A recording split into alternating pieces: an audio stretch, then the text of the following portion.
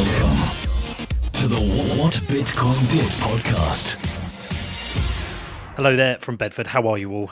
Did you all have a good Christmas? Did you drink too much? Did you eat too much? Did you watch Die Hard, the greatest Christmas movie of all time? Well, I hope you all had a great Christmas anyway.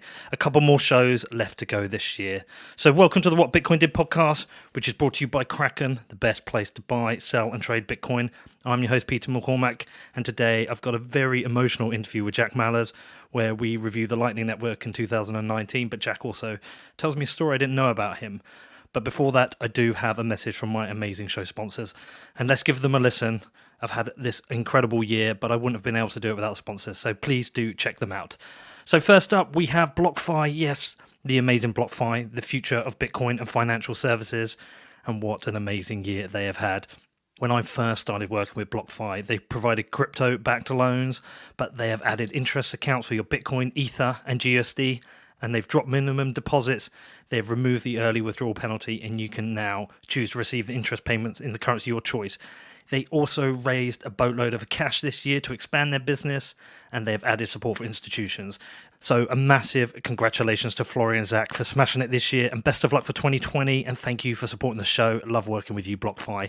If you're interested in checking BlockFi out, I do recommend you do your own research, then head over to blockfi.com, which is blockfi.com. And next up, we have the most secure and badass exchange out there, the mighty Kraken. Without doubt, the best place to buy, sell, and trade Bitcoin. And what a year Kraken's had too. They started off the year with a rebrand. They then acquired crypto derivatives trading platform and index provider Crypto Facilities. They launched Kraken Security Labs to improve security across the whole industry. They went mobile with Kraken Pro, a beautiful mobile-first app so you can trade Kraken wherever you want. They recruited Bitcoin OGs Dan Held and Pierre Rochard to the team. They expanded their OTC desk with the acquisition of Trade Circle. So many things I couldn't even fit in. So congratulations to Jesse for building the best and most secure exchange in the world. And best of luck for 2020. And thank you so much for supporting the podcast. Find out more at kraken.com or download the app, which is available for the iPhone and Android. Just search for Kraken Pro, which is KrakenPro. Okay, so onto the show, and this was recorded just before Christmas. After I went out to South America, I took a flight over to Boulder. Bitcoin mum posted a picture of a bison she had, so I sent her a message and said, I want some of that. And she was like, come over, come and stay, come and have some bison. So I did. I got myself a flight over to Boulder and hooked up with my favourite Bitcoin family, the Mallers. Had the bison the Bitcoin mum cooked me. We had some champagne. So I agreed to record a show with Jack as well. We wanted to do a show on the Lightning Network, but I was also joined by Bitcoin mum and Bill briefly at the start of the show. So I went there to talk about Lightning with Jack, and in the evening prior to it, he told me this story that I don't know, I don't think I knew. I have this kind of like vague memory of it. Maybe it was before I really knew Jack and Bitcoin Mum and Bill very well, but he had this accident 2 years ago where he basically nearly died. It was very emotional, but he told me this cool story about when Andreas came to visit him in the hospital and they were talking about Lightning. So I said to him, look, do you mind me telling the story? And no, he was keen. Jack agreed to do it. Bitcoin Mum and Bill added a bit in, and look, it gets quite emotional. It was a very emotional experience to go through, so I do want to thank them for sharing that with me. We did also get into Lightning, and it was really interesting to hear how Jack's opinion on Lightning has changed over the last 6 months. I think it has become much more thought out and balanced, and where he sees a huge use case for Lightning, which was something I wasn't expecting at all, because me and Jack first met in Boston at the start of the year and recorded a show, and I've watched him develop Zap, and he's talked to me about his kind of changing view on Lightning, so that was very interesting to get into. So yes, a very cool show, the coolest family in Bitcoin. I do love them. I gotta say, I love this family so much. Whenever I'm out in Boulder, they really do look after me, so thank you so much. Any questions about the show, do hit me up. My email address is hello@whatbitcoindid.com. And just a final note, the year is coming to an end and so much has happened. I've been on something, I think it was like 84 flights I calculated. I don't think that includes personal flights. I think it's over 90 with personal flights as well. I've got to visit 18 countries. I've launched a second podcast. There've been lots of ups, lots and downs. I'm not going to say it hasn't been stressful, but it's also been just the most amazing, incredible year. I feel so blessed to get to do this job, to travel. and meet so many amazing people and have so many amazing conversations. So I'm really looking forward to 2020. My focus next year is going to be adding video to the show, which is something I know nothing about. I will learn it on the job. So the first few videos might be a bit shit, but so be it. But looking forward to doing that. And look, a massive thanks to all the sponsors, listeners, anyone who's done anything to support the show. Thank you so much. I love you all so much. I hope you all have an amazing 2020. As ever, if you've got any questions, feel free to hit me up. My email address is hello@whatbitcoindid.com. Here we go again. Back in your dining room. Yes. Thank you for having me last night. Thank you for dinner. You're welcome. Always a treat. Thanks for the champagne. You're welcome. Morning, Jack. What's up, man? How you doing? Good. Bit tired. Long year, but here we are again. So, Jack, you and I were going to get together. Take two for a lightning thing, and I've got a feeling this will be a lot better in person. I hope so. Yeah. And a few things have happened since we tried, so that's good. But last night when we were sat down having a glass of champagne, you told me a story I'd never heard before. So whilst we're going to talk about lightning, I think people need to hear this story because it's fascinating. So do you want to go first? You know what, Brooke? Start by telling us the phone call you received, because that's the starting point for you, right? And then Jack can do the backstory. Yeah, so Jack lives in Chicago, and his dad and I live here in Colorado. And we got the call no parent ever wants to get at like 4:30 in the morning. This was April 4th, April 5th in 2018. And it was Jack's best friend. He's like, my nickname's Cookie, so Cookie, I don't want to scare you, but Jack's had a fall. He's in the hospital, he's in the ICU. And he fell backwards off of a first floor landing in Chicago, and hit his head. And so far he has 3 brain bleeds, and he's not conscious. And so we'll keep you updated, and we'll call you. I don't know if you have to fly to Chicago yet. We'll find out. And I woke his dad up, and we just obviously couldn't go back to sleep, and waited till we got the next call the next morning to see what would happen. So maybe Jack wants to take it from there and explain what happened. What happened, Jack? What do you remember? Or what were you told? Yeah, so I lost memory an hour or two before the fall and an hour or two after.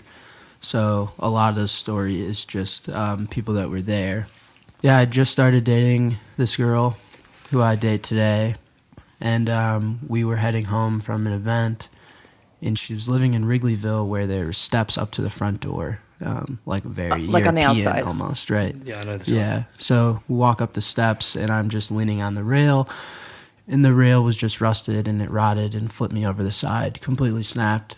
I fell 13 feet on my head, totally unconscious, and she looks down as she recalls, and I'm just like blood leaking from my head. I'm totally unconscious. My pinky was facing the wrong way. I was just bad news.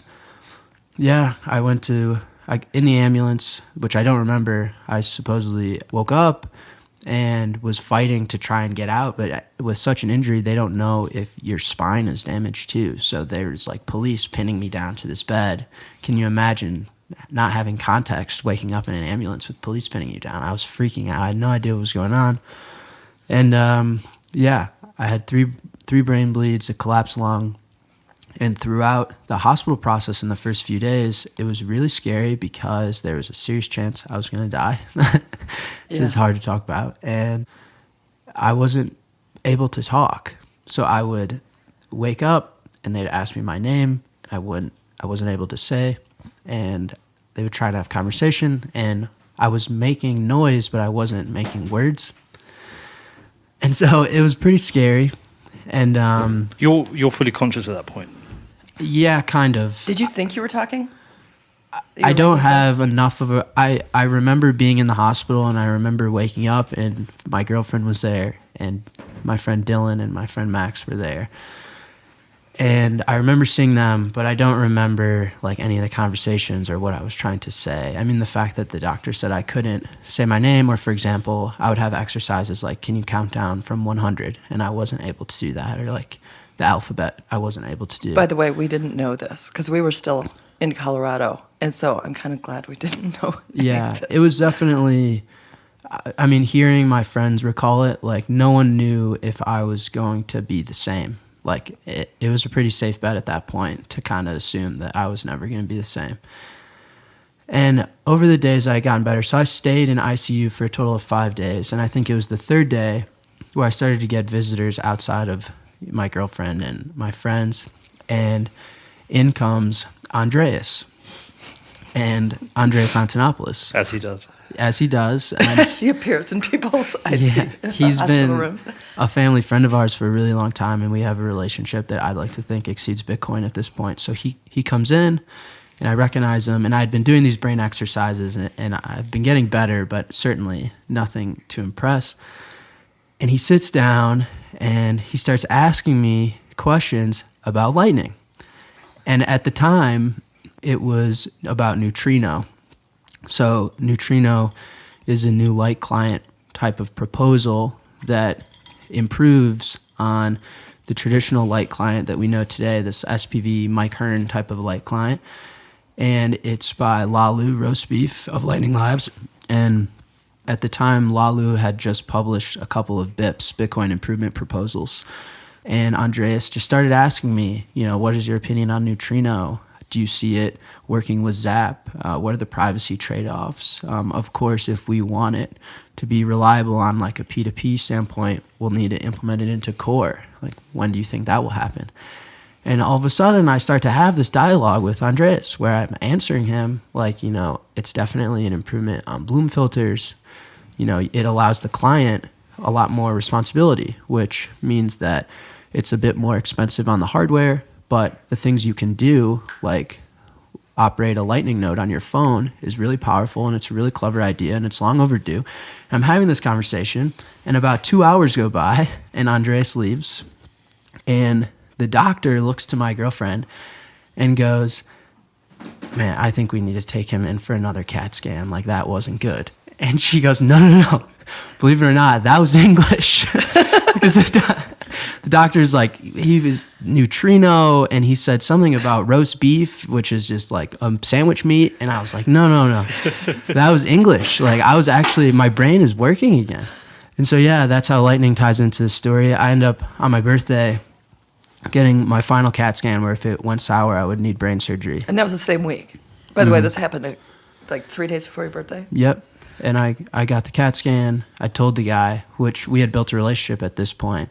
It's like, man, if I can get a few things for my birthdays, Bitcoin price can go up, and if my brain can stop bleeding, like, how about it? Aww. And he rolls me in there, and when he rolled me out, he was like, "Your brain stopped bleeding, man. I don't know what happened. No one saw that coming, but you might end up being okay." And yeah, I'll quickly end it. I'll never forget. Brooke tweeted out that it was my birthday, so just totally doxed me, but that I was gonna be okay.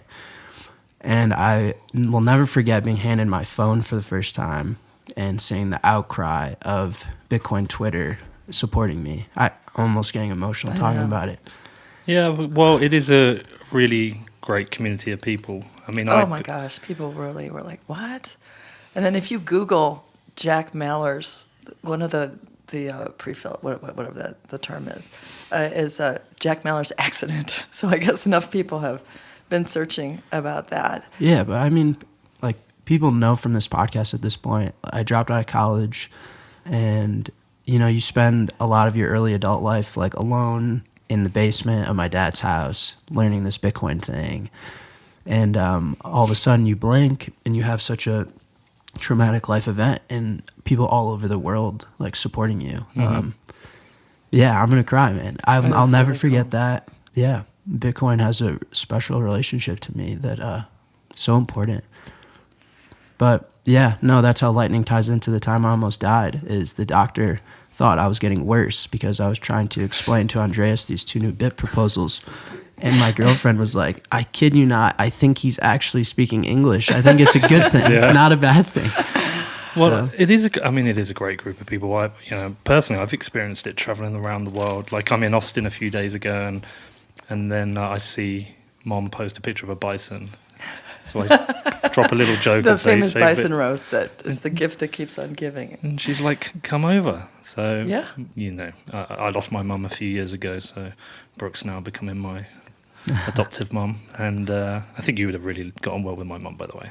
But I know, like, I'll come here, you'll put me up, you try to get me a hotel. I was like, no, that's my cost. But like, there are so many good people around the world. Like, if you forget about all the toxicity and fighting, it is a really great group of people. Absolutely. Yeah. So just a couple of questions on that before we close out on that and talk about the year. But long term, there are things you have to consider, right? You have to be aware of, keep an eye on. Yeah. So with head injuries, it's a little different than breaking your wrist because you can get infinite x-rays on your wrist until they're confident the bone is fully healed. But for your head injuries, the radiation to your brain from a CAT scan, they have to really meter them. So afterwards, it was a little scary. The doctor, the first head specialist I saw, was really encouraging me to stop coding and having a profession that dealt with so much money management and high stakes, and to take something that was much easier both on my mental health and just like brain calculation power. So that was really scary. I obviously, as people can probably guess, I didn't listen, which turned out okay, but at the time was super risky.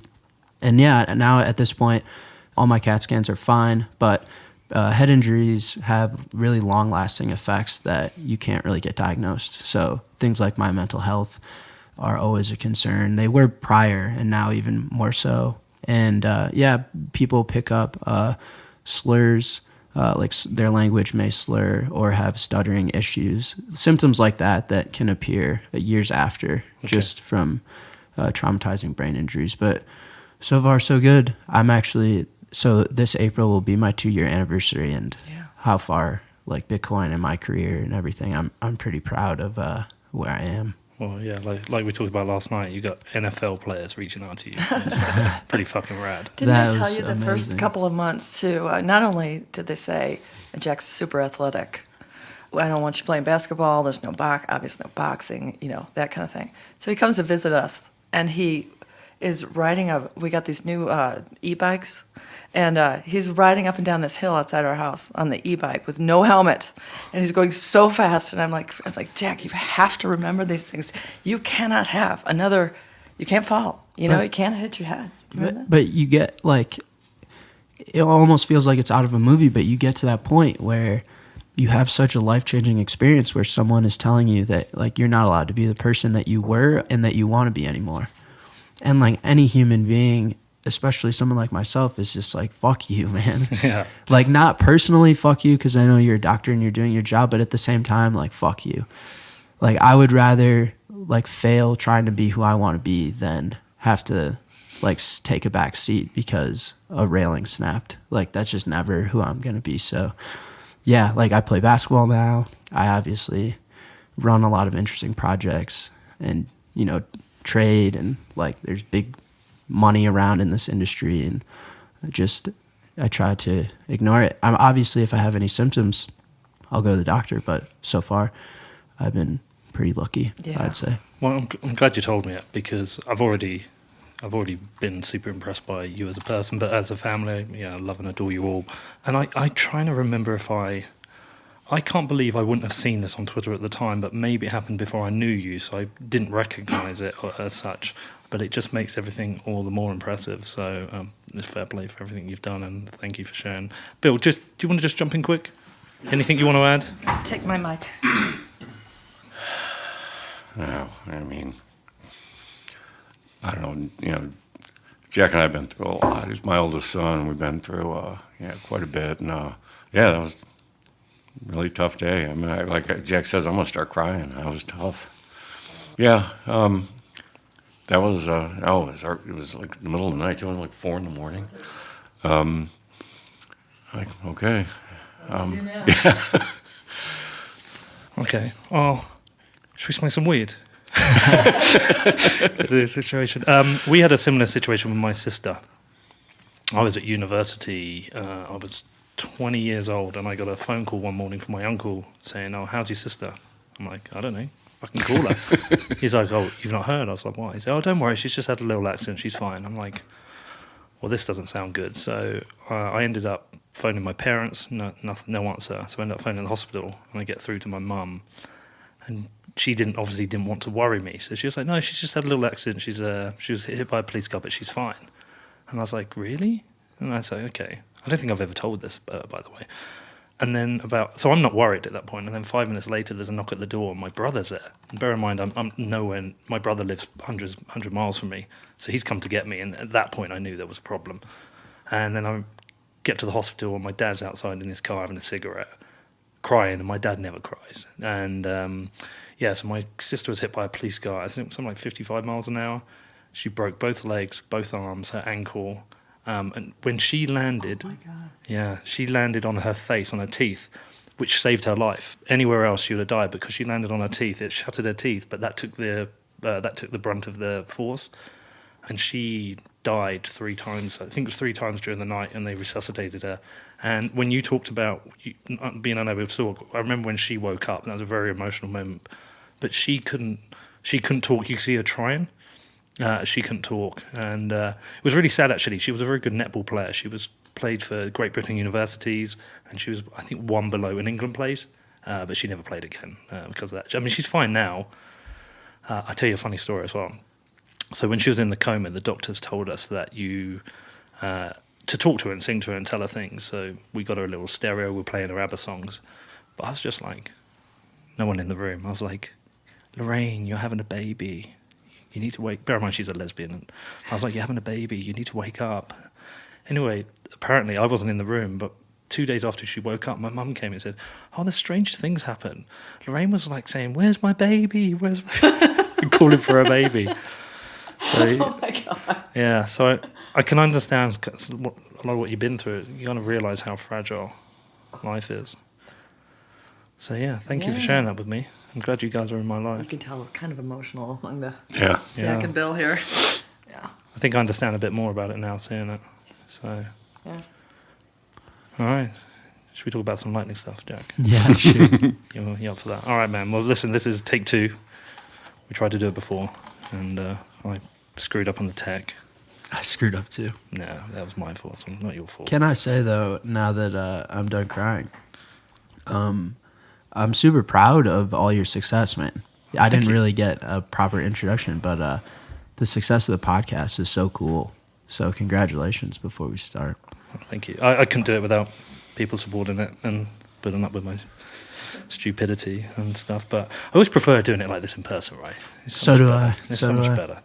So, thank you, and congratulations on your success and being friends with NFL footballers and love the world over. You know, I grew up, obviously, a huge sports fan, and when Russell won his Super Bowl in Seattle was when I was graduating high school. So I actually remember watching him win that Super Bowl next to my dad in his living room. So it is a crazy world where you grow up idolizing these guys, and then you blink, and they're, in return, idolizing you over fake internet money. I couldn't believe it. I screenshotted it. I sent it to all my friends. I was like, you guys remember that Seattle team? Marshawn Lynch, Russell Okung, Russell Wilson. He likes Bitcoin, and he knows what Zap is. It was a very cool moment for me. It's pretty badass. I had one the other day where both Fred Wilson wrote a blog about one of my shows that he'd listened to the show with Andreas, and I was like, "Wow, this is surreal." It is I was saying before once, I don't know if you've heard me say this. I said, "The harder you work, the weirder life gets." True. Yeah. All right, man. Well, listen. Interesting year. We first spoke about Lightning. It's funny. It doesn't feel like it feels longer than was it March we spoke first? Mm-hmm. I feel like I've known you longer than a year. It's weird. So much happens in a year. But I was doing my Lightning series, and I was interested, but didn't really. I thought there was a lot of issues with Lightning as a user. We're now at the end of the year, and almost every concern I have is gone. I think a huge amount has happened, probably on the tech in the background that you can explain, but also I think most importantly for me on the UX front. So how do you think the year's been? As far as Lightning goes, yeah, fantastic, of course. To your point, 8 months feels like 8 years ago, and I think that just says a lot about the progress, technical progress, UX progress, product progress, just the natural magnet that Lightning is to talent. You've got talented designers, talented engineers, talented product. I mean, the Jack Dorseys of the world are now putting skin in the game. So, yeah, I think the year's been absolutely fantastic. All right, well, I'll talk about, as a starting point, talk about my experience at El Salvador, because that was really interesting. And there was after I talked about it, Mr. Hoddle put out a tweet, which was really, really good one, where he said, I've always said this, but depending on who you are, your need or use of Bitcoin might be different. And that kind of singular idea that Bitcoin is gold or Bitcoin is money is wrong. And he was right. So I was at LeBitConf, met this guy who lives in El Salvador, and he said, "Oh, we're running a Bitcoin project. Do you want to come out?" And I was like, "Yeah, cool." So booked a flight, and he took me down to this village. It's like a seaside village. A village is probably the wrong word, but a little seaside town, surf town. And what happened was he got approached by somebody who said, "I want to invest in a community project." And in El Salvador, they have a big problem with education to kids joining gangs. So he created this project where if the kids committed to their education, didn't join the gangs, they could have a job. And the job would be cleaning up rivers, clearing up rubbish on the side of the road, helping old people. And soon they're going to be adding lifeguarding. And they clock their hours, and at the end of each week or 2 weeks, they get paid, but they get paid in Bitcoin. And then what happens is he went around to all the local shops, the hairdresser, the cafe, but these aren't like, this isn't like Boulder type cafes and restaurants. These are side of the road things, and who don't have card services. None of them have banks. And he said, if you accept Bitcoin, we'll create this kind of circular economy. And there was a few really interesting things about that. The first one being is that Lightning Bitcoin is essentially money in this town. It's a way of get paid and a way for people then to spend that money. And secondly, it genuinely is a banking the unbanked, which is a thrown around term, which is a weird term, but it's genuinely banking the unbanked because these people can't get bank accounts or card services. And I was able to buy dinner there, even though I didn't have any cash on me. So that for me was an eye-opening experience for seeing the use of Lightning. And the reason they had Lightning was they moved to Lightning is firstly, he first started paying people in Bitcoin, but these kids are buying a 25-cent suite and then paying a 50-cent transaction fee. But the other reason is at the end of the week when the retailers were batching up the transactions, lots of tiny transactions, and he was ended up sometimes paying $8 to process them. So that was a really interesting experience for me. Yeah, no, that sounds great. I agree with Mr. Hoddle in the sense I've always had the opinion that Bitcoin is in the eye of the beholder. You know, there's people in Chicago that got into Bitcoin to get really fucking rich. And there's nothing wrong with that. That's a fantastic use case, if you ask me. But there's people that, you know, use Bitcoin because it helps them survive. And I think that's also a fantastic use case. So, yeah, I mean, the fact that you get to experience that firsthand, a lot of Bitcoiners fantasize about it, but I don't think a lot can say that they've been able to experience something like that. So that's fantastic. I have a few questions about how they're doing. So can you walk me through, on one of your videos, I saw the wallet of Satoshi. So I'm curious, like, are they using these custodial wallets to do it? Right? Because I'm trying to find like the value, because I can create an app that isn't Bitcoin that just updates a database and say like, all right, you like Salvador coffee shop, you now have $20. And if this kid pays you $1, then I'll up the database to $21. And it's not your money. I control it. I update everything. And you have no access to it. You don't have the keys. But it acts as money to you. And I've banked the unbanked without Bitcoin or a bank with Jack Bucks. So I'm kind of, but I don't blame them for the custodial nature, because Lightning still is at a point where non-custodial isn't a superior experience. And at the end of the day, they're trying to accomplish something and they don't care about crypto Twitter points and they don't care about full nodes. Like, they need to get something done. But I guess then hidden somewhere in there is where the actual value of Lightning is, because using a custodial wallet doesn't really tell me a lot about why they value Lightning. Like, I could come out with like a better version that doesn't even use Bitcoin at all, right? Yeah, so there's a few things to put in there. So the guy I met, I don't know how deep down the Bitcoin rabbit hole he is. I think he's newer to it, say, than you are, and he's figuring his way through it. And it's also a charity project where Bitcoin was donated.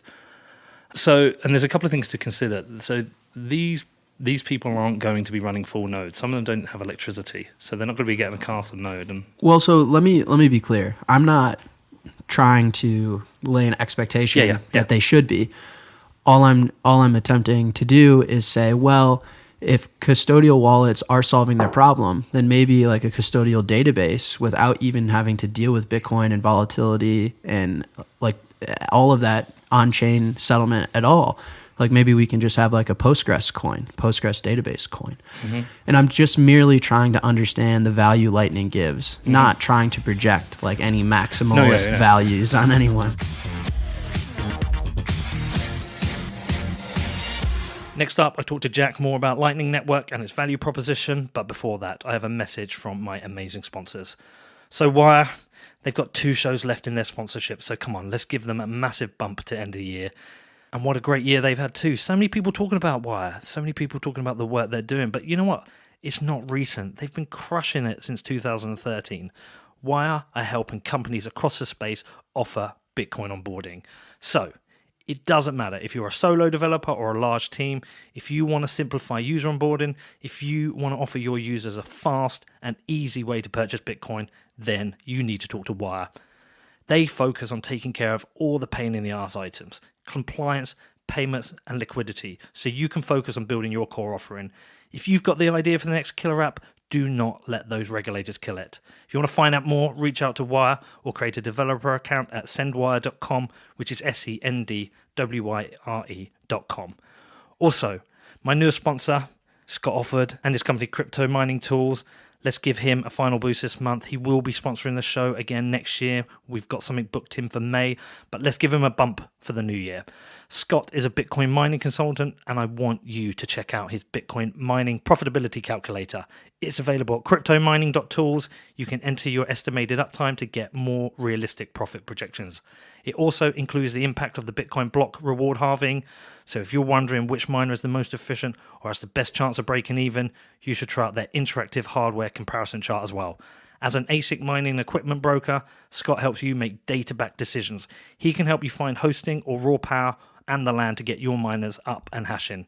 If you want to talk to Scott, he's on Telegram or Twitter at OffordScott, which is OFFORDSCOTT, or you can visit cryptomining.tools, which is CRYPTOMINING.TOOLS. And lastly, but not least for this week, of course it's not least, it's Dropbit, the best mobile wallet in the business, and Dropbit have killed it in 2019. When I first started working with them, they told me they are the Venmo of Bitcoin, how you can send and receive Bitcoin via text as well as your BTC address. But it's been a year of non-stop innovation. Firstly, they added the ability to tweet Bitcoin, which I have used so much. Then they added support for Lightning. Then they added support for Best32 addresses, and then they closed out the year with the ability to buy Bitcoin in the app. It's been an amazing year. Love working with the guys. Loved hanging out with them up in Ohio. Loved going to their event. I really can't wait to see what they're doing in 2020. Well, I know a little bit, but I'm not going to tell you about it yet. But they've got so much cool stuff coming. Absolutely crushed this year. So big thanks to them also for supporting the show. Seriously, if you've not checked it out, come on, don't be a loser. Download Dropbit. The Lightning Wallet is now open to everyone, and it's available for the iPhone and Android. Just head over to dropbit.app, which is DROPBIT.app.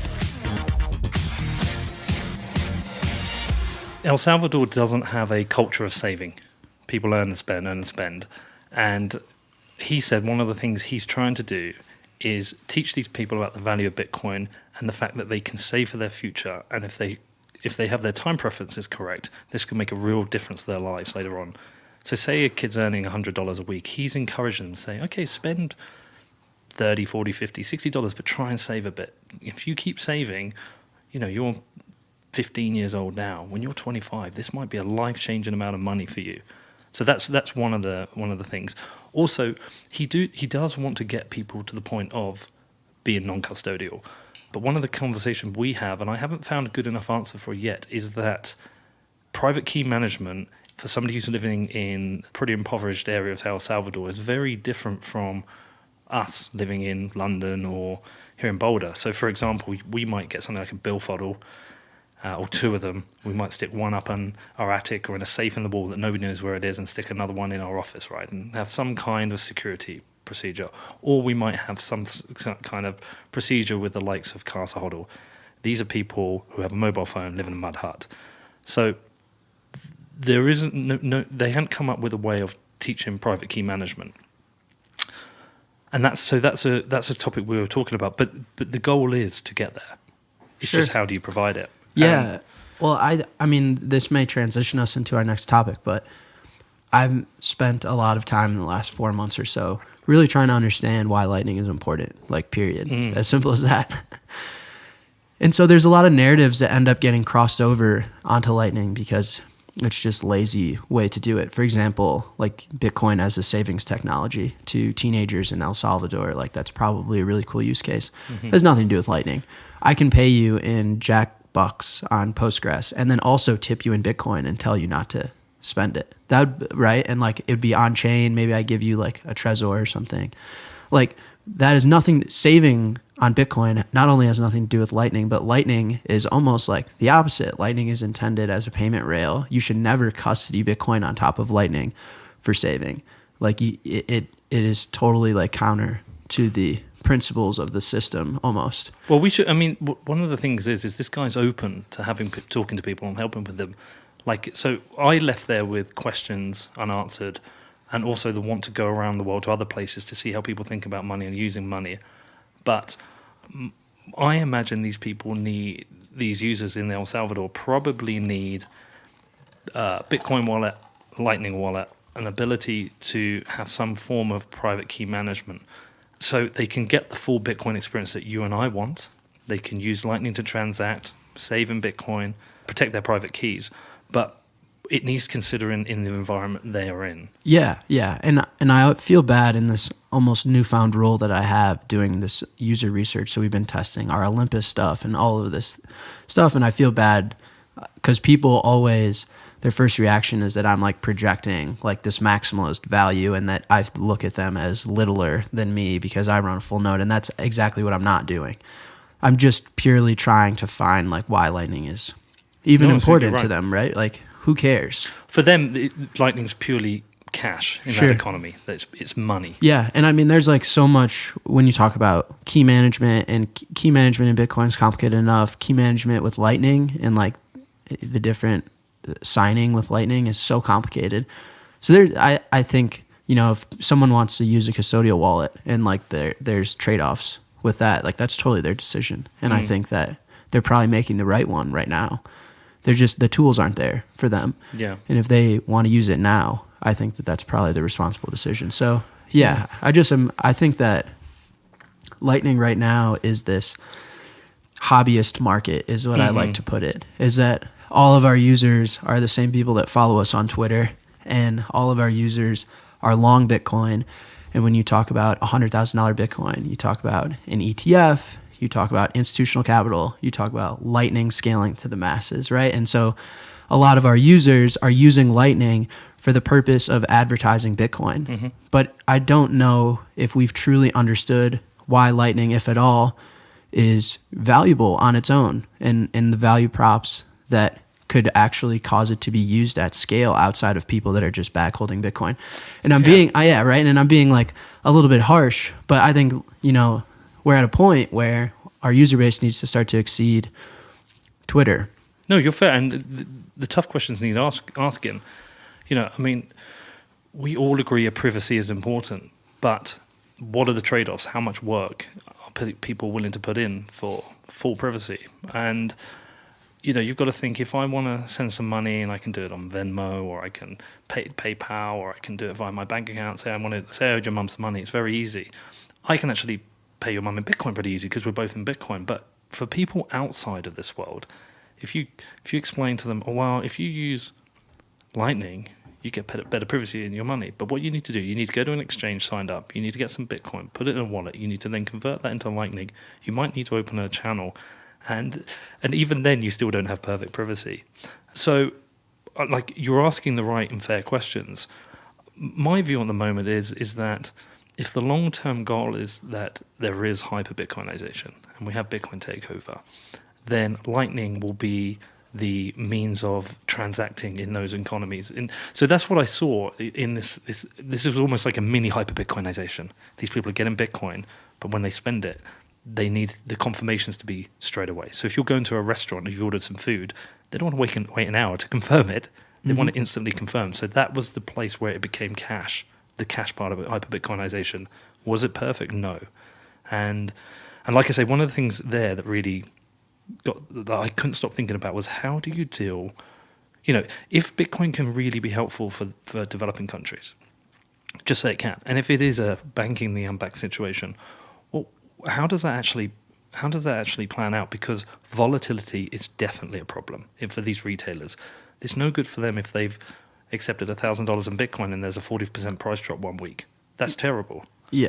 So they need to have the ability almost to have an instant conversion into the local currency. So they're dollarized in El Salvador. But then again, how does private key management? And the only solution I can think of for private key management for people in this scenario right now is some kind of trusted scenario. It is a service provided by someone like a Blockstream or a Castle, whereby they have the ability to custody it securely.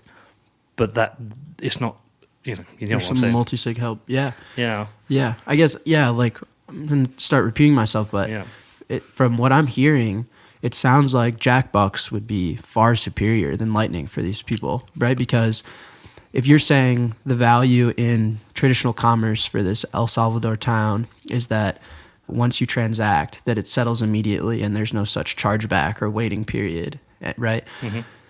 Well, they're kind of like trusting the custodial wallet to actually go about this, right? Like, and so I can say the same thing. I can say, well, why is the wallet of Satoshi's word better than mine? My word's the best. You can use Jackbucks. You don't even need to own Bitcoin, deal with any of the volatility, deal with any private keys. My database is top notch. It's been around for way longer than Bitcoin. Postgres is like 30, 40 years old.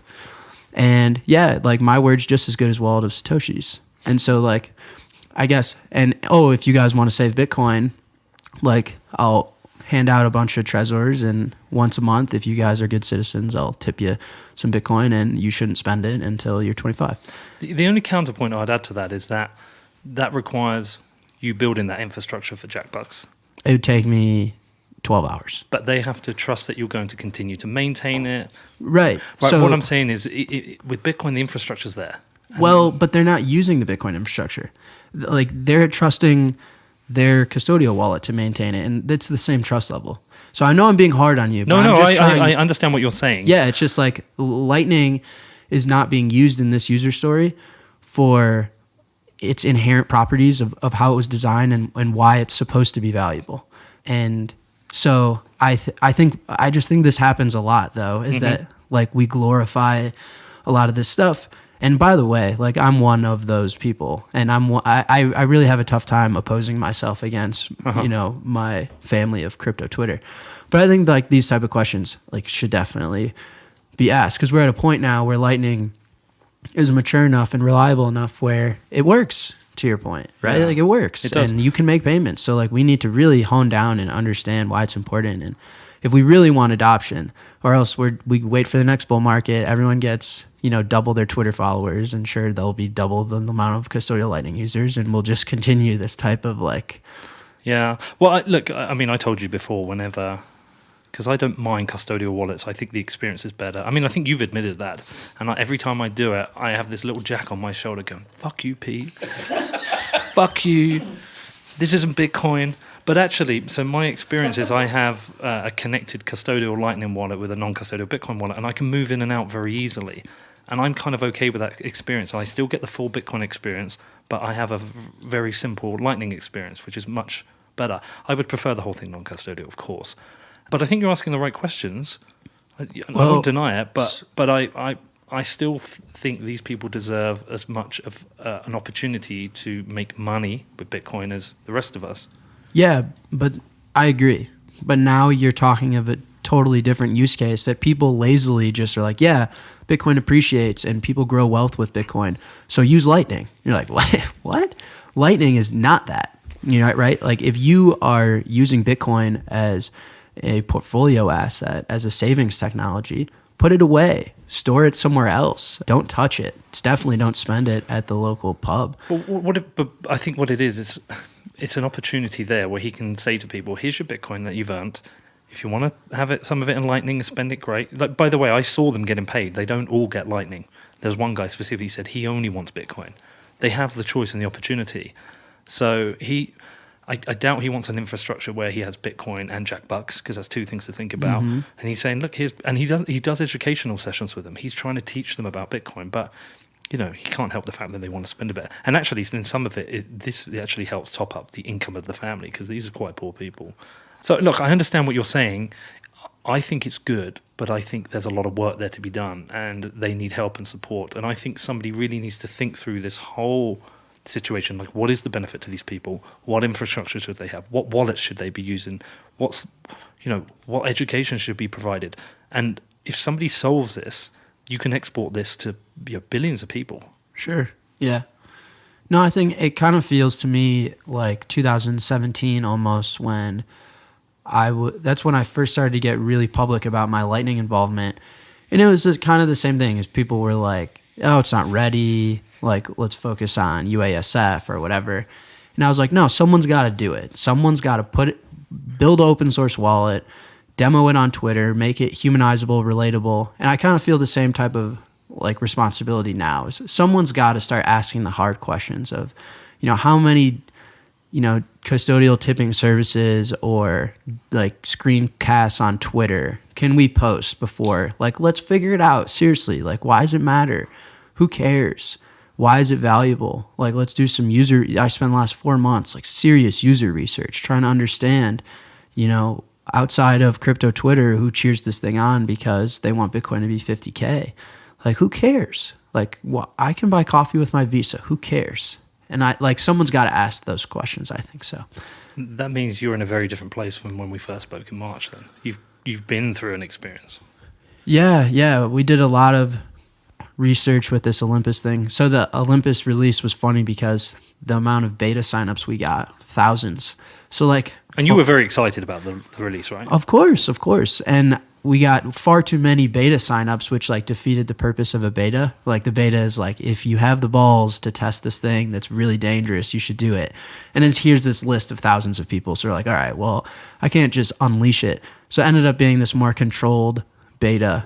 But we learned a ton, like why Lightning is valuable. Some of the issues that a mainstream audience would have with Lightning, like, for example, in the United States, buying a coffee with Lightning incurs serious tax consequences. Bitcoin's taxed as property. You incur capital gains. And so every single Lightning payment that's outgoing from your wallet, you have to report to the IRS. Like, that's huge. Like, having Starbucks accept Lightning payments and expecting consumers to report their Frappuccino to the IRS is ridiculous. Volatility for a unit of exchange is a non-starter. People were buying Bitcoin through Olympus onto their Zap wallet, and the price would go up 5%, and they'd be like, fuck spending this thing. This thing's brilliant. Or it would go down 5%, and they'd be like, fuck spending this thing. I'm going to wait for it to go back up. I'm not spending at a loss. Volatility is just a non-starter for mainstream commerce. And then you have this sort of totally opposing view of mainstream. So in the mainstream, where Lightning is really valuable is I can send money anywhere in the world faster and cheaper than anyone else. And the value actually physically settles and clears in real time. So there's no chargebacks, there's no issuing credit and debt. This is physical value that's cleared physically, cryptographic proof in real time. It knows no borders, and I can do it faster and cheaper than anyone. Visa, Square, I don't care who you are, anybody. Now that's value. That has nothing to do with holding the asset, savings technology. You don't even need to know you're using the asset. It's a rail of physically settling and clearing true value. Then you've got this whole other user base where Zap Desktop is by far and away our most popular Zap wallet, which blew my mind. It was like, how? Our mobile apps are great. The reason is because you can download Zap Desktop without giving away any information. If you want to download something from the Apple App Store, you have to give a certain amount of information to Apple. If you want to download something from the Google Play Store, you have to give a certain amount of information to Google. This desktop client can be downloaded from the internet. It comes with a Lightning node. It's totally private. And there's this whole other use case where Lightning is a way to conduct truly private commerce on the internet, right? And so you've got a tale of two worlds where one should be inherently Tor, totally non-custodial. You shouldn't have to spend through any given channel. You should be able to craft your own channels, make your channels private. And it's this black box, dark hole of internet commerce that has never been seen before because the value settles so quickly, so fast, and so cheaply, and you're so private. And you can use things like onion routing and Tor. Now, on the other side of mainstream, you've got these user stories of like, when we're doing our testing, like, would you pay 10 cents for this article? Almost always, it's of course I would. Mm-hmm. Now, would you buy Bitcoin to do that and deposit to this custodial wallet? They're like, no, absolutely not. I have 10 cents in US dollars, and if that's not good enough, I don't give a fuck. Mm-hmm. And so there's like tale of two worlds of like the 10-cent micropayment is really valuable because there's no other asset that can physically clear and settle that value as cheap, as fast, and as global as Bitcoin using Lightning. And so that's like a payment rail infrastructure, right? And we can build tools that abstracts Bitcoin away from that user story so that the user that has 10 cents in USD is that's enough. But then you've got this whole other user of like, Middle East is our biggest user base for Zap, and they all use Zap Desktop, and it's just like rampant usage, tens of thousands of users using this thing. It's crazy. So from my user research, that's kind of where I see Lightning in like a real world application, I guess. Like a lot of these custodial wallets are gonna like, there's gonna be a question on everyone's tax reports in the US, like, did you spend Bitcoin or any crypto asset at all? And they come after people like me, and Zap has a big brand, and the IRS is coming, and really gonna, and like custodial wallets are gonna start to have to KYC. We saw it happen to BottlePay. Mm-hmm. That was sad. Yeah. So I think, anyway, long story short, I think Lightning is about to grow up a little bit, and that you can't just create a tool and tweet about it and like you're done. Yeah. Well, so there's a few interesting things to pick out there. Like, firstly, just observing your process you're going through there, it's kind of like a step change from Jack being the Lightning wallet developer to somebody who's really considering Lightning and as an opinion leader and a thought leader, somebody who now wants to challenge people and say, hold on, we need to really think about this. Yeah, well, like, I just feel responsible to do so. Uh-huh. Like, but that's a step change for you. Kind of. My approach to product has always been the same. It's rooted in where I learned to code. It's just a really practical, honest approach. Like, as a product builder, the best skill you can have is being a good listener, being patient, being open to being wrong, and iterating is the only way to achieve success. You never hit the half-court shot on your first time. You have to listen, iterate, tinker, play with things, try things, not be scared to fail. And so I think that this is just a really natural evolution of like, okay, I got it. Everyone's got a tipping service. Everyone's got a wallet. So what? Who cares? Right? Like, how are 1 million people going to use this thing? And for what? Who cares? 1 million people are going to have to care. Do you understand that? Well, yeah. And so there's no point in me wasting my time or our time. Like, I think of Bitcoin as like a giant team. Like, I think I'm just feel responsible to do this type of research and this work. Like, when I put Olympus and Zap in front of someone and all of my assumptions are wrong, that was eye-opening for me. And like, judging by the community's reaction to Olympus, we all had this similar assumption, like, this is it, this is going to solve things, and it didn't. And so like, we should just be honest about it. But I'm not like opposing Lightning or anything. I just feel it's a responsible thing to do before we get 100 new custodial wallets, and right, like, what's the point? Well, but also the second thing was a number of your criticisms have been put out there before by people who are seen as critics of Bitcoin, maybe Bcashers, maybe Ethereum people. They've made similar criticisms, and most people just come to them and say, FUD, you're talking FUD. But sometimes do you think perhaps maybe Bitcoiners are too defensive and not realistic? No. You don't think that? I don't know. I don't think anything of that topic. But these are the same critiques that I've heard. You know, volatility is a problem. The tax obligation is a problem.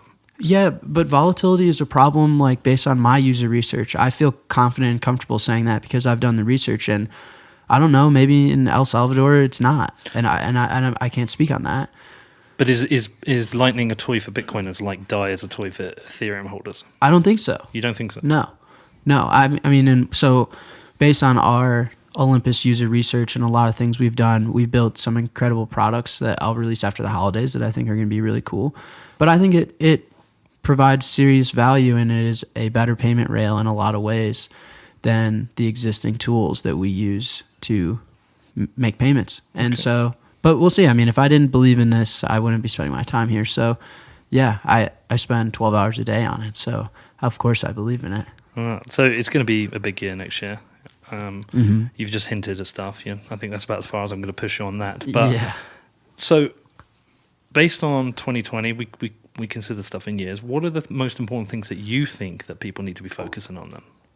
As far as Lightning goes? Yeah, but also Bitcoin. We can take it wider. Is it really just having this honest conversation then?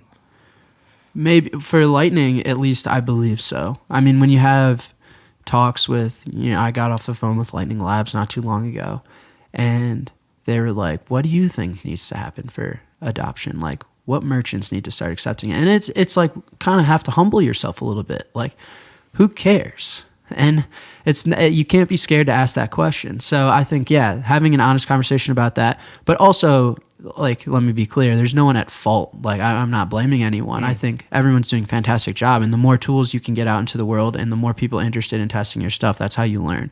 It's the only way to learn is you first make it real, you watch it fail, and you learn from it. And then you repeat that process. So, yeah, I think having the real conversation, I think institutions being involved in Lightning is going to be a huge deal in 2020. I experienced that myself. We've got a little, like, dark pool of liquidity on top of Lightning within these Chicago prop shop trading firms. And I think institutional Lightning use will be a huge deal. In what way? How do you think the institutions will be using Lightning? So right now, first of all, I think that a proprietary trading firm, which is a trading firm that trades their own capital, will be the first, like, big users of the Lightning Network. And the reason I believe that, well, I'm speaking in context of everyone has this fantasy of exchanges. Once Bitstamp and Kraken and Coinbase turn Lightning on, it's over. The problem with that is that they're in charge of customer funds, right? So they have this security, like, the worst thing that can happen to an exchange is it loses customers' funds, right? Branding done, reputation done, customer relationship done, customer retention done. So here you are proposing this totally new thing, which had a CVE not too long ago, like a few months ago, and asking them to host other people's funds on this infrastructure that's fairly new. Whereas a proprietary trading firm, I'm trading my own money. I got hundreds of millions of dollars of my own money. New technology, if I lose 50 grand, I don't give a fuck. Let's play. Let's do it. And so I'm seeing serious interest from these firms that are managing private capital. The type of risk that they're talking about, losing funds on top of Lightning, they don't care. Who cares? Like, they lose 50 grand every single day. So the reason that they're so interested is now we have this Silvergate exchange network. So settling dollars within the community is instant, but Bitcoin isn't. So you have these traders that are trying to pull off this type of arbitrage trades or whatever type of quantitative trades they're doing, and they want to swing Bitcoin around. And also, like, the OTC space, a majority of the OTC flow is crossing at spot, which means trading with other desks, right? So if you, Peter McCormick, are a broker and you have a 50 BTC buy and I have a 50 BTC sell, we shouldn't take that flow to the exchange. We should just trade it against each other. And so you have these prop firms and these desks that are coming to me and they're like, hey, can we set up these large private channels with each other and just cross Bitcoin settlement with each other? We all trust each other. So if the channel fails or goes down, I'll just call the guy who's on the other side of Chicago and it's like, yo, our channel fucked up. Send me some BTC because, like, whatever, you force closed on me and breached me. And everyone's like, oh, I got you, right? It's a more trusted type of dark pool network, but then these firms can instantly settle, and then you tie that into, like, Bitfinex. So now you've got an exchange, you've got a dark pool of desks that are with each other. And then now with Olympus, you've got consumer flow with Zap. So, like, Lightning all of a sudden accomplishes this, like, vertical from exchange to the OTC desks and prop firms to the consumer of Zap. And you can all, like, swing Bitcoin around in real time, settle it in real time over Lightning. And you're accomplishing this, like, vertical run of going from the consumer to the exchange and back through all these prop firms and trading desks. And it's just a fantastic way to improve settlement and efficiency in the market. But these are large trades, right? You're talking about. Yeah, well, so, like, if we're trading over $1 million or something, I would never. But if I'm, like, dealing with a lot of consumer flow at Zap and we're getting, 5-figure orders a day, I can go push that flow off to a prop firm and be like, I'm on Silvergate, here's the dollars, sling me that coin over Lightning. like right now, like I need it, and it's real-time settlement. And so, And you're comfortable Lightning can handle that? yeah, as comfortable as I need to be. Like at what, you know what I mean? Like at what point would I really be comfortable to where nothing can ever go wrong? Never, right? Of Like course. Bitcoin is in a beta supposedly still. So I'm as comfortable as I need to be to try. And that's the only way we'll be able to report a bug or figure out issues. So yeah, it's at a point where we're just giving it a shot. Why not? Like if a prop firm has a 10 BTC buy order and they want to fill that, and they know Genesis has 2 sell, Circle has 2 sell, Kraken Desk has 2 sell. Well, I'll sling like 6 BTC over my 3 Lightning channels to those firms, and then I'll sling the rest over to Bitfinex and execute at spot. And all of a sudden, I'm moving this Bitcoin in real time, settling in real time, getting my trades off in real time. Like that's a drastic improvement. Before, I would either have to wait for confirmations or I'd have to have enough capital to go front on all of these exchanges and desks, where if I had an order, I would hopefully have Bitcoin there already, right? Like fronting my moves. But now this Bitcoin's moving around in real time. It's just like a brilliant. Yeah, so what's interesting here is that Lightning was obviously seen as a consumer tool for spending Bitcoin, right? But what I'm taking from you here is everything you said so far, you're seeing it more as an infrastructure for financial systems and business. Yeah, I had a tweet storm a long time ago. I've always felt that Lightning was marketed in a really lazy way. Okay. Right? Like the fact that Lightning was always marketed against Visa, I felt was just kind of lazy. Because we don't know.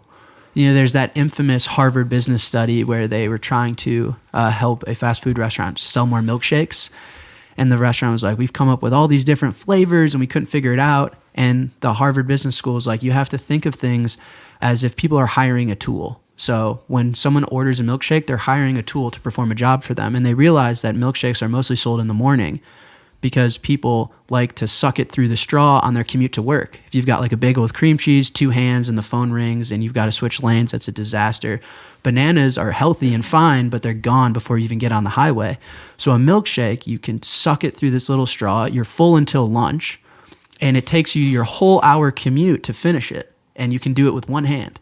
And so what Harvard did is they made the straw a little smaller, so it was harder to suck it through, and it lasted longer, and sales went up. And so I think, you know, that type of product approach is much better. It's really lazy for us to be like, oh, Lightning is a payment rail? Well, fuck Visa. We're here to fuck you up. Maybe, but maybe not. Like, we should think, like, why do people hire Lightning? For what purpose? Why does it actually matter to them? What else would they hire if they didn't have a milkshake? If they didn't have Lightning? If I don't have a milkshake, what else am I hiring?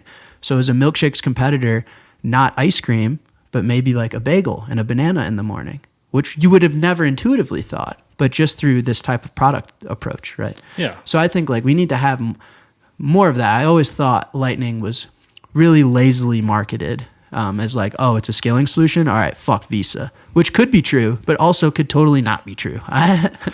So Bitcoin is a secure, honest financial system, and Lightning is the way of moving money around that system fast. Correct. Yeah. Lightning was intended to be a throughput increase, as Bitcoin had this famed like up to 7 transactions per second. And Lightning was going to improve on that metric and enhance some privacy along the way just by the design of the system. But that was it. Now, does that like scale to consumer use? Maybe. Does that help efficiency and settlement of the liquidity space, which has been the most important subsector of this industry? It's the only profitable subsector, right? Exchanges are the only real profitable businesses. Traders are the ones really printing money, right? And the liquidity space is the one that attracts all the talent. It attracts all the money. And so, yeah, if I can walk into a prop firm and say, yeah, you guys want to pull off this arbitrage where I can get you to swing Bitcoin anywhere in the world and settle instantly, they're going to be like, sign me up. What are the risks? Well, if a channel fails, you might lose 50 grand. I don't give a fuck. That's like, you know, that's what first movers do. You take that risk, you wear it to the face, and, you know, if it works, you win. If it doesn't, you lose. But that's the game that like people, traders, and these guys play. So. Okay, but this is a very different world from a lot of people have seen it. Yeah, definitely. But like I said, like why would anyone hire Lightning? For a prop firm, it's become pretty clear to me. And I think that's a much healthier way to think about the product is like, why are you hiring it? A lot of people hire Lightning today to be part of this like Twitter movement and to like be able to tweet their screencasts and stuff, and which is a perfectly fine use case because they are hiring it. But does that scale globally, and are we providing like real value? Like, why would anyone hire it? That's what I always ask, is like, tell me a story. Why'd you hire Lightning? Is what I guess, I don't. Yeah, I mean, I use Bitcoin. I've told you this before. I invoice in Bitcoin. It's just easier for me, and I convert 75% of every invoice back into pounds to run my business, and the rest I leave in Bitcoin as a saving mechanism. The only way I use Lightning is people tip me. I don't buy stuff with it. Occasionally, like in things like when I was out in Uruguay and Jimmy Song bought my dinner, I paid him back in Lightning just because he wanted it. But I could just as easy given him dollars. Sure. I still don't think, I'm with you on, I don't think that big retail use case exists. And I think if you're going to be trying to sign up retailers, it's going to be hard. But yeah, I think you're onto something there. Yeah, well, I'm onto something. I'm also not onto something. Just like a really blunt, honest approach to product is usually the most efficient way to make progress. All right, man. Well, listen, we did our hour already. Really? Yeah, that flew by. Okay, so look, what do you want to tell me about what's coming up next year? That I just have some stuff to release. Cool. So yeah, I'm trying to release it shortly after the holidays. The holidays kind of got in the way, but I'm pretty excited, and we'll see. It could go really well, or it could be super fucking awful, and both would be okay. Am I allowed to talk about the fact that I know what it is, but not tell what it is? Sure. I mean, I know what it is. I think it's fucking badass. Thank you, man. I appreciate it. So I'm gonna talk about it in abstract. I know what it is. I know exactly how I'll use it. I know plenty of problems it solves, and like I've got real world personal use cases that it will solve. So I can't wait for you to get out there and for people to see it. I think you're really onto something here. Appreciate it, man. Thank you. I've given nothing away there, have I? No, you're fine. Thank you. Jack, tell people how to follow you. I wasn't smart enough to come up with some abstract private name on the internet, so it's my full name everywhere. Jack Mallers on Twitter. You can just, my DMs are always open. Like I said, you're going to include the accident thing. So Bitcoin is a family to me. Like my dad was hinting at, Bitcoin goes much beyond making money or making products. It's really a huge part of our family. So I appreciate everyone, and thank you for the support. All right, man. Any closing words, Cookie? Happy holidays, everybody. Bill, do you want to say goodbye? Nope. He's always a quiet one. Yeah. All right. Well, listen, thank you for having me over. Thank you for lovely Thanks, food Peter, we love you. last night, and I'll see you in the new year. All right. So what did you think of that? Did you enjoy that show? I love these guys. It's always great to hang out with them, and always great to listen to Jack talking about Lightning. Also, Bitcoin Mum, she's been so good to me this year. I first met her in San Francisco at an event. She came up and introduced herself. Obviously knew who she was, but it was great to finally meet her. And every time I've ever been anywhere near Boulder, she's always looked after me. She's always like making sure I'm fed. She always wants to make sure I've got somewhere to stay. She is really like my, like I say Bitcoin Mum as everyone's mum, but she really is like my mum. She always makes sure I'm fed, clothed, I've got somewhere to stay. Thank you, Bitcoin Mum. Thank you for looking after me, and thank you for treating me like part of your family whenever I'm in Boulder. So Jack's opinion on Lightning has really shifted, and I'm really starting to get his vision with it. I've always said that Lightning can be a bit confusing, and there can be too many intricacies to get the general public using it, going up from Bitcoin into Lightning. I know a lot of people think, oh, it's amazing, everything's brilliant, but I think coming from a UX perspective, it can be very hard. There is a shift change going into Bitcoin, there's a shift change then going into Lightning, and you know what? Despite what people think, I do understand why people sometimes prefer custodial wallets. They sometimes prefer the UX around that. So I know a lot of this is being abstracted away. There's been so much great work with the UX this year. I do still think volatility is a massive problem. I think that's something Jack agrees with me on. I saw that in El Salvador, and we discussed the volatility problem for retailers. So that's not going to go away. That's something that needs considering. But Jack also told me about what he's been working on for next year, and I can't reveal it, but it's really fucking cool. Like his ideas about how to use Lightning, honestly, it's mind-blowing. I can't wait for him to release this. I think he's really onto something. He's going to absolutely smash it next year. Anyway, I really enjoyed getting out to Boulder. I really enjoyed recording this one. I will always love the Mallers family, and I will record with them whenever I can. Got any questions about the show, do feel free to hit me up. It's hello@whatbitcoindid.com. Also, thank you to everyone who supported the show this year, from the sponsors to the listeners to the trolls to anyone. Like I said, there's been many ups and downs, but it's just been an incredible year. So if you do want to support the show, if you've enjoyed the show this year, if you want to do something to support it at the end of it, it's all up on my website. Just go to whatbitcoindid.com, click on the support section. It will explain everything you can do. As I said, the year is coming to a close. I've got 2 more shows, and then we're going to be focusing on 2020, which is going to be the year of video for me. I know nothing about video. I'm buying all the equipment, and I will be learning on the job. But I do want to introduce video into what I'm doing. So bear with me. The first few videos will likely be a bit shit. I also want to keep traveling, but I want to get to new countries. I want to find places where Bitcoin is being used or could be used, and just go and find out the human stories that are happening there, which will be a nice tie into the video. Anyway, 2 shows to go. I hope you're having a lovely break. If you've got any questions, do reach out to me. My email address is hello@whatbitcoindid.com.